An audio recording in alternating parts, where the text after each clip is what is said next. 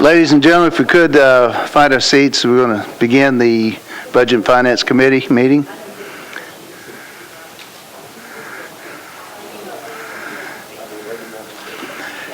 Before we get started, I want to advise all the council members that after we handle the agenda, there is going to be a short presentation from the Arts Commission, from Jen Cole, Director, and Rebecca Berrios. They're going to make us a presentation to a program that we all helped fund in last year's budget. So if you would, if you have the time, to stick around and listen to their great presentation. Okay, first thing on the agenda is RS 2014-1205, Pridemore and Baker approves an annual Edward Byrne Memorial Justice Assistance Grant for $532,216 from the U.S. Department of Justice to the Metro Police Department for technology upgrades, supplies, and training. Have a motion been approved and seconded. Any discussion?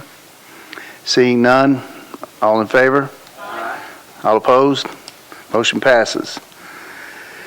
RS 2014-1206, Pridemore and Baker approves the annual agreement for services performed by Metro Government for the Emergency Communications District relative to operation of the Enhanced 911 service for fiscal year 2014-15. Got approval and second. Have discussion. Councilman Garrett? Mr. Chairman, I think we have the director here, but I'd just like, don't we get their budget every year either sent to us or it's posted on the wall? Have we decided how they do that? Yes, we get a copy of their budget. You don't mind, Mr. Chairman? I'm sorry. I've got to, I'm a rookie at this, so. I thought I would give you an opportunity to work your way through There this. you go. Thank you. Yes, we do. It is submitted to the council. Mr. Phillips can provide better explanation about how they're funded. They don't receive the general fund dollars that other departments do, but he can explain. I know. I would just all I'm requesting is that since council members generally don't get this unless they see it on the board out here, I'd just make the request that you email it to the council members so that they would have it and maybe make that a part of the process, Mr. Chairman, if that's all right. I don't have it, but I know the board real well, and I can get sure that you can all get it. Thank you. I'd appreciate it if you just email it to the members. We'd appreciate it. I can do that. And we're glad you're feeling good, by the way, and up here. Thank you. Thank you, Councilman Garrett. Any other discussion? All in favor? Aye. All opposed? Motion passes. RS 2014-1208, Pridemore and Gilmore approves a grant of $100,000 from the Greater Nashville Regional Council to the Metro Social Services Commission for personal care, homemaker, and nutritional services. Have a motion? Approved. Second. Any discussion? Seeing none, all in favor? Aye. Opposed? Motion passes. RS 2014-1209, Pridemore and Anthony Davis approves an intergovernmental agreement between Metro and the State Department of Environment and Conservation for the cleanup and cost recovery of the River Village apartment complex located at 2121 26th Avenue North. Any discussion?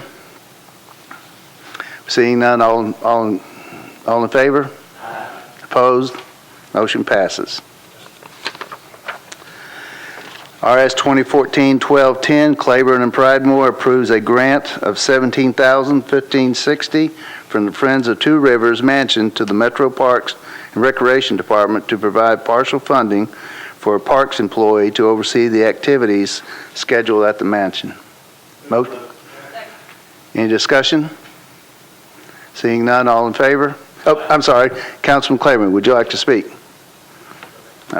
All in favor? Opposed? Motion passes.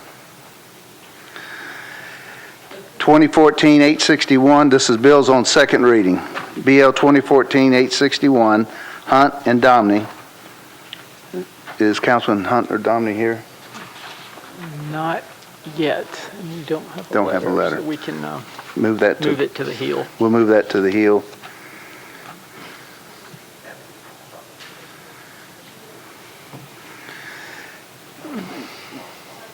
BL 2014-862, Pridemore, Stein, and Domney authorizes the acquisition of a right-of-way drainage and temporary construction easement for 3 properties on North DuPont Avenue for a sidewalk project. Have a motion?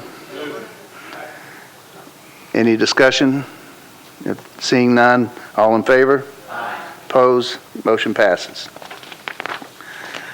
BL 2014-863, Claiborne, Stein, and others authorizes the acquisition of a right-of-way drainage and temporary construction easement for 7 properties on Lebanon Pike for a sidewalk project. Councilman Claiborne? Any discussion? Seeing none, motion passes. BL 2014-864, Harrison, Stein, and others authorizes the acquisition of drainage easement, temporary construction easements, and other properties interest for 13 properties on Lishy Avenue for a sidewalk project. Any discussion? Let's see. Need to actually get a vote on. Need to actually call for a vote on these. Just get them to say all those in favor. Okay. I was going to ask, Councilman Stein, is there anything you want to mention? Okay. Okay, all in favor? Aye. Opposed? Motion passes. BL 2014-865, Councilman Harmon, Stein, and others authorizes the acquisition of a drainage easements, temporary construction easements, and other property interests for 8 properties on Legion Field Road for a sidewalk project. We have a letter here from Councilman Harmon, so any discussion? Seeing none, all those in favor? Opposed? Motion passes. BL 2014-870, Duval, Stein, and Domney authorizes Metro government to enter into a participation agreement with Normandy 2 General Partners to fund a portion of the operation and maintenance of a public pressure sewer extension at the Fawn Crossing development. Any discussion? Seeing none, all those in favor? Aye. Opposed likewise? Motion passes. I guess we only have the one BL 2014-861, and I... Defer by rule. Okay. Go ahead and read the caption. The bill is 2014-861, approves the acquisition of various easements and other property interests for 70 properties for the Brick Church Pike Gravity Sewer Pipe Upgrade Project. Motion's already been made and seconded. All those in favor for rule? Aye. Opposed likewise? All right, it'd be deferred, what is it, just one meeting? Deferred one meeting by rule. Deferred one meeting by rule. I believe that's all. If Ms. Cole and Barrios, the floor is yours. Councilman Pridemore, and good job on the first meeting, and nice to see the new budget committee. The council very graciously approved some amendments to the Metro Arts budget for this current fiscal year, and one of the things that was included in that was the development of a brand new program, and we wanted to provide an update to the council members before the program is announced publicly in October. As each of you know, the lion's share of Metro Arts budget goes back out into the community in the form of grants, which is a wonderful tool to make sure that arts are happening all over the county. And we try very hard, particularly with some new guidelines that we implemented 2 years ago, to make sure that funds are happening and reaching every single Metropolitan Council district through the community organizations that we fund. One of the things we have realized as our population diversifies and as the intent to have more programming happen at the neighborhood level grows stronger, both from the community and from our internal strategic plan, is that the tool of grants is actually, and was actually, not enough. And so one of the things that we have been able to do by working with Metropolitan Purchasing, Payment Services, and Legal Department is to identify a way to use the Metropolitan Purchasing power through vendors and through the vendor policy to actually be able to put money out into the community by hiring artists to do activities in neighborhoods. The council put $40,000 into this effort this year, and we wanted to sort of give you a little bit of an update on the program called Thrive. To my left and your right is Rebecca Barrios, our manager of community engagement, who's really helped craft and shape this project and will be the day-to-day manager of it. I have some handouts that Elise can pass out when she wants to and when she has time. But Thrive is basically a program that starting in October, usually the first week of October, we will post an online one-page application form. It will be open to artists in your community who have a neighborhood project that they want to do. That could be a bluegrass group that wants to do performances at senior centers. It could be a mural artist who wants to do a mural-based program. It could be a dance troupe who wants to perform at a community festival. One of the things that we know is that small, non-501c3 organizations have trouble sometimes identifying funding to do those very time-sensitive neighborhood initiatives that happen in each of your districts all the time. Our grants program is a wonderful program and needs to continue to be maintained and grow, but it's not responsive enough to respond to something that happens next month or next week. And we felt like the Thrive program would allow us to put those dollars out by purchasing the services of artists in neighborhoods throughout the county. It'll be an online form. It'll be very easy.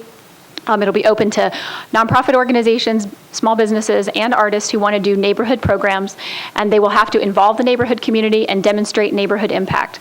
We're not going to fund everybody's pet project, but we are going to fund pet projects that have deep neighborhood impact and that involve the community in the organization, development, and implementation. Projects will be, they can apply for budgets up to $4,000. That will be the cap, the maximum that we're allowed under Metro Purchasing Authority. They'll be reviewed monthly internally by staff and then voted on by our board at our monthly commission meeting, which is open to the public. And the goal is to do as much as we can in terms of diversification of art form, as well as diversification of neighborhood and community impact. And so Elise is passing around a short overview form that kind of gives some basic information about the program, but I also wanted to stop and open it up for questions. First and foremost, I want to tell you thank you. There are only a handful of programs like this around the country. We felt very strongly that advocating for the resources for this would make us a cutting-edge arts department. San Francisco and Seattle are two of the only other cities that we know of that have programming like this.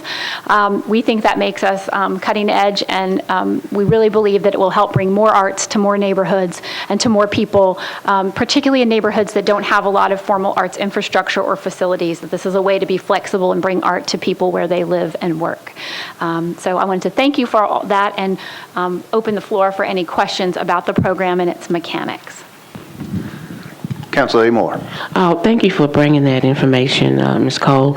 I wanted to ask, will you all help guide the applicants who are eligible through the application process? Yes, ma'am. The application is literally one page long plus a budget form.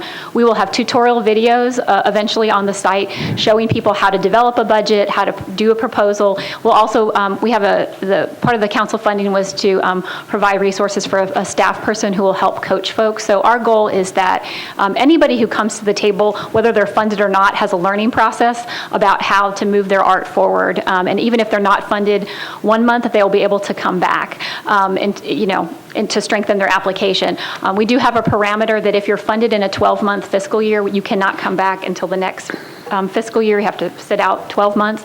Also, no one who receives a grant from us will be eligible. So this really does stop the double dipping frame and really positions this for organizations that are not already receiving funding from us. And I was looking for the deadline. Well, we're going to not announce this so to the general October, public till okay. October, and then we will review them each month at our commission meetings.